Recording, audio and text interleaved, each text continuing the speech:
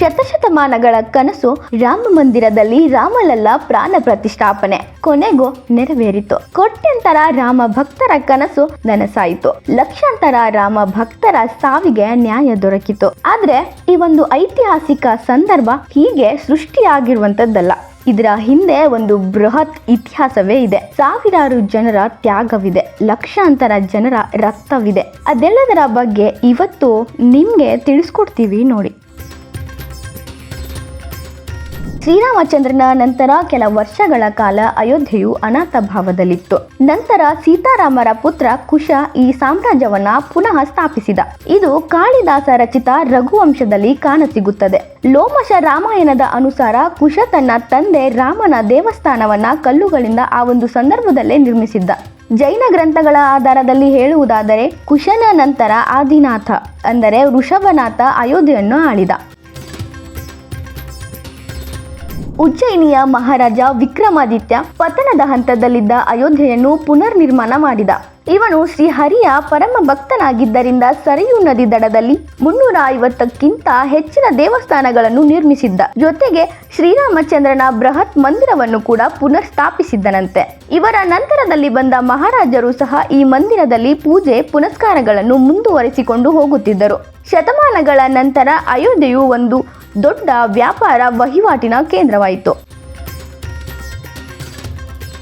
ಅಯೋಧ್ಯೆ ಬೌದ್ಧ ಕೇಂದ್ರವಾಗಿ ಸಾಕೇತ ಎಂಬ ಹೆಸರಿನಲ್ಲಿ ಪ್ರಚಲಿತವನ್ನ ಪಡೆಯಿತು. ಸಾಕೇತ ಎನ್ನುವುದು ಅಯೋಧ್ಯೆಯ ಪೌರಾಣಿಕ ಹೆಸರು. ಚೀನಿ ಇತಿಹಾಸಕಾರ ಹುಯನ್ಸಾಂಗ್ ಕೂಡ ಅಯೋಧ್ಯೆಗೆ ಬಂದಿದ್ದಾಗ ಅಲ್ಲಿದ್ದ ಬೌದ್ಧ ಮಂದಿರಗಳ ಜೊತೆ ರಾಮ ಮಂದಿರದ ವರ್ಣನೆಯನ್ನ ಮಾಡಿರುವುದು ಇತಿಹಾಸ ಪುಟದಲ್ಲಿ ರಾಮ ಮಂದಿರದ ಪುರಾವೆಯಾಗಿ ಕಂಗೊಳಿಸುತ್ತಿದೆ. ನಂತರದಲ್ಲಿ ಆಳ್ವಿಕೆಗೆ ಬಂದ ರಾಜ ಜಯಚಂದ ತನ್ನ ಆಳ್ವಿಕೆಯಲ್ಲಿ ವಿಕ್ರಮಾದಿತ್ಯನ ಹಲವು ಪುರಾವೆಗಳ ಮೇಲೆ ತನ್ನ ಹೆಸರನ್ನು ಬರೆಸಿಕೊಂಡ. ಪಾಣಿಪತ್ ಯುದ್ಧದಲ್ಲಿ ಇವನ ಆಳ್ವಿಕೆ ಅಂತ್ಯವಾಗುತ್ತಿದ್ದಂತೆ ವಿದೇಶಿಯರು ಕಾಶಿ, ಮಥುರಾ, ಅಯೋಧ್ಯೆಯಲ್ಲಿ ಬಹುಪಾಲು ಲೂಟಿ ಮಾಡಿದರು. ಈ ಸಂದರ್ಭದಲ್ಲಿ ರಾಮ ಮಂದಿರವನ್ನು ದೋಚಿ ಹಲವಾರು ಪೂಜಾರಿಗಳನ್ನ ಕೊಂದು ಮೂರ್ತಿಯನ್ನು ಒಡೆದು ಹಾಕಿದ್ದರು. ಈ ರೀತಿಯಾಗಿ ಹಲವರು ರಾಮ ಮಂದಿರವನ್ನು ಕೆಡವಿದರೂ ಸಹ ಅಯೋಧ್ಯೆಯ ರಾಮ ಮಂದಿರ ಮತ್ತೆ ಮತ್ತೆ ತಲೆ ಎತ್ತುತ್ತಲೇ ಇತ್ತು. 14ನೇ ಶತಮಾನ ಹಿಂದೂಸ್ತಾನದ ಮೇಲೆ ಮೊಘಲರ ಆಳ್ವಿಕೆಯ ಕಾಲವದು. ಅಲ್ಲಿಂದಲೇ ಪ್ರಾರಂಭವಾಯಿತು ರಾಮ ಜನ್ಮ ಭೂಮಿಯ ಇತಿಹಾಸ ಬದಲಿಸುವ ಕಾರ್ಯ. ಮುಂದೆ ಮೀರ್ಬಾಕಿ ರಾಮ ಮಂದಿರ ಕೆಡವಿ ಅಲ್ಲಿ ಮಸೀದಿಯನ್ನ ನಿರ್ಮಿಸಿದ. ಆಗಾಗ ಅಯೋಧ್ಯೆಯಲ್ಲಿ ಮಂದಿರ ನಿರ್ಮಾಣದ ಕುರಿತು ಕಲಹಗಳು ಕೇಳಿ ಬರುತ್ತಲೇ ಇದ್ದವು. 1853ರಲ್ಲಿ ಬ್ರಿಟಿಷರ ಆಳ್ವಿಕೆಯಲ್ಲಿ ರಾಮ ಮಂದಿರ ಮತ್ತು ಬಾಬ್ರಿ ಮಸೀದಿ ವಿಷಯವಾಗಿ ಆಂದೋಲನವೇ ಪ್ರಾರಂಭವಾಯಿತು. ಇದಕ್ಕೆ ಪರಿಹಾರವಾಗಿ 1859ರಲ್ಲಿ ಈ ವಿವಾದ ನಿಲ್ಲಿಸಲು ಬ್ರಿಟಿಷರು ಮುಸ್ಲಿಮರು ಮತ್ತು ಹಿಂದೂಗಳಿಗೆ ಪ್ರತ್ಯೇಕವಾಗಿ ಪೂಜಾ ಸ್ಥಳಗಳನ್ನು ವಿಭಾಗಿಸಿದರು. ಹಿಂದೂಗಳಿಗೆ ರಾಮಚಬುತ್ರ ಮತ್ತು ಮುಸ್ಲಿಮರಿಗೆ ಬಾಬ್ರಿ ಮಸೀದಿಯಲ್ಲಿ ಪೂಜೆಯನ್ನು ಸಲ್ಲಿಸಲು ಅವಕಾಶವನ್ನ ಮಾಡಿಕೊಟ್ಟರು.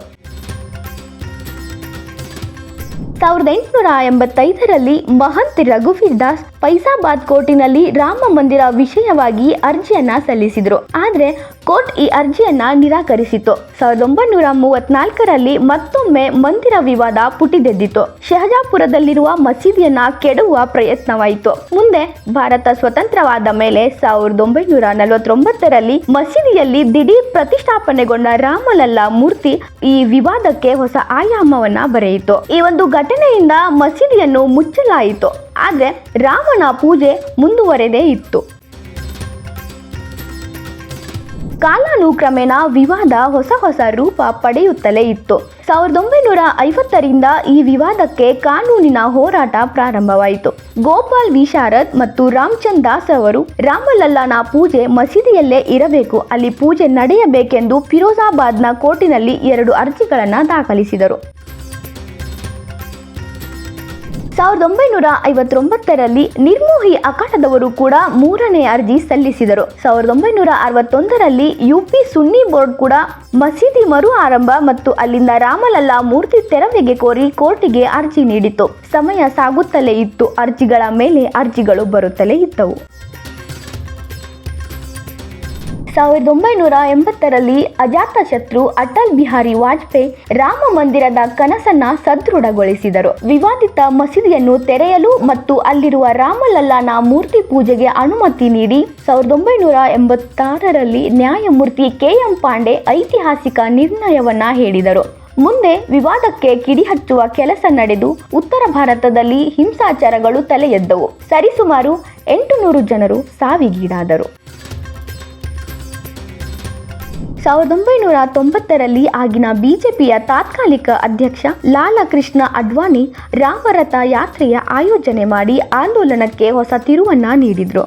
1990ರಲ್ಲಿ ವಿಶ್ವ ಹಿಂದೂ ಪರಿಷತ್, RSS ಮತ್ತು ಭಾರತೀಯ ಜನತಾ ಪಾರ್ಟಿ ರಾಮ ಜನ್ಮಭೂಮಿಯಲ್ಲಿ ರಾಮ ಮಂದಿರ ನಿರ್ಮಾಣಕ್ಕಾಗಿ ಅಭಿಯಾನ ಪ್ರಾರಂಭಿಸಿದರು. ಮುಂದೆ ಲಾಲಕೃಷ್ಣ ಅಡ್ವಾಣಿ ಅವರು ಸೋಮನಾಥದಿಂದ ಅಯೋಧ್ಯೆವರೆಗೆ ರಾಮರಥ ಅಭಿಯಾನಕ್ಕೆ ಚಾಲನೆ ನೀಡಿದಾಗ ಸ್ಥಿತಿ ಇನ್ನಷ್ಟು ಗಂಭೀರವಾಯಿತು. ಅವರ ಹಿಂದೆ ಸಾವಿರಾರು ಜನ ಬೆಂಬಲಿಗರು ನಿಂತುಕೊಂಡರು. ಮುಂದೆ ಸಾವಿರ ಸಂಖ್ಯೆ ಲಕ್ಷಕ್ಕೆ ಏರತೊಡಗಿತು. 1990ರ ಸಂದರ್ಭದಲ್ಲಿ ಪೊಲೀಸರು ಅಯೋಧ್ಯೆಗೆ ಹೋಗುವ ರೈಲು ಮತ್ತು ವಾಹನಗಳನ್ನು ನಿಷೇಧಿಸಿದ್ದರು. ಆದರೆ ಇದರಿಂದ ಯಾವುದೇ ರೀತಿಯ ಪರಿಣಾಮ ರಾಮ ಭಕ್ತರ ಮೇಲಾಗಲಿಲ್ಲ. ಕರಸೇವಕರು ಪಾದಯಾತ್ರೆ ಮತ್ತು ಸರಯೂ ನದಿಯಲ್ಲಿ ಈಜುತ್ತಾ ಅಯೋಧ್ಯೆಯನ್ನ ತಲುಪಿದ್ದರು. ವಿವಾದಿತ ಬಾಬ್ರಿ ಮಸೀದಿಯ ಮೇಲೆ ಕೇಸರಿಯ ಬಾವುಟವನ್ನ ಹಾರಾಡಿಸಿದ್ದರು. ಆದರೆ ಈ ಒಂದು ಸಂದರ್ಭದಲ್ಲಿ ಪೊಲೀಸರ ಗುಂಡಿಗೆ ಹಲವರ ಪ್ರಾಣ ಹಾರಿ ಹೋಗಿತ್ತು. ಮುಂದುವರೆದ ಹೋರಾಟ ಹೊಸ ರೀತಿಯ ತಿರುವನ್ನ ಪಡೆದುಕೊಂಡಿತು. ಡಿಸೆಂಬರ್ 6, 1992ರಂದು ಬಾಬ್ರಿ ಮಸೀದಿಯನ್ನ ಕೆಡವಿ ಅಲ್ಲಿ ಕೇಸರಿ ಧ್ವಜವನ್ನ ಹಾರಿಸಲಾಯಿತು. ಇದು ಇತಿಹಾಸ ಪುಟದಲ್ಲಿ ಮಹತ್ವವಾದ ಅಧ್ಯಾಯವನ್ನ ಸೃಷ್ಟಿಸಿತು. ಈ ಘಟನೆಯಿಂದ ಮುಂಬೈ, ಉತ್ತರ ಪ್ರದೇಶ, ಸೂರತ್, ಕಾನ್ಪುರ್, ದೆಹಲಿ ಸೇರಿ ಅಯೋಧ್ಯೆಯಲ್ಲಿ ಹಿಂಸಾಚಾರ ಭುಗಿಲೆದ್ದಿತು. ಈ ಸಂದರ್ಭದಲ್ಲಿ 2000ಕ್ಕೂ ಹೆಚ್ಚಿನ ಜನರು ಮೃತಪಟ್ಟರು. ಅಯೋಧ್ಯೆಗೆ ಸಂಬಂಧಿಸಿದ ಕಾನೂನು ಹೋರಾಟ ವರ್ಷಗಳ ಕಾಲ ನಡೆದು 2019ರ ನವೆಂಬರ್ 9ರಂದು ಈ ವಿವಾದಕ್ಕೆ ಸುಪ್ರೀಂ ಕೋರ್ಟ್ ಅಂತಿಮ ತೆರೆ ಎಳೆಯಿತು. ರಾಮಲಲ್ಲಾನ ಮಂದಿರ ನಿರ್ಮಾಣಕ್ಕೆ ಅನುಮತಿ ನೀಡಿತು. ಅಲ್ಲಿ ಆರಂಭವಾಯಿತು ಶ್ರೀರಾಮಚಂದ್ರನಿಗೆ ಮಂದಿರ ಕಟ್ಟುವ ಕಾರ್ಯ. 5ನೇ ಆಗಸ್ಟ್ 2020ರಲ್ಲಿ ಭೂಮಿ ಪೂಜೆಯಿಂದ ಪ್ರಾರಂಭವಾಗಿ 2024ರ ಜನವರಿ 22ರಂದು ರಾಮಲಲ್ಲಾ ಪ್ರಾಣ ಪ್ರತಿಷ್ಠಾಪನೆಯಾಗಿ ಕೋಟ್ಯಾಂತರ ರಾಮ ಭಕ್ತರ ಕನಸು, ಶತಮಾನಗಳಿಂದ ತಡೆದಿಟ್ಟಿದ್ದಂಥ ಕನಸು ಕೊನೆಗೂ ನನಸಾಯಿತು.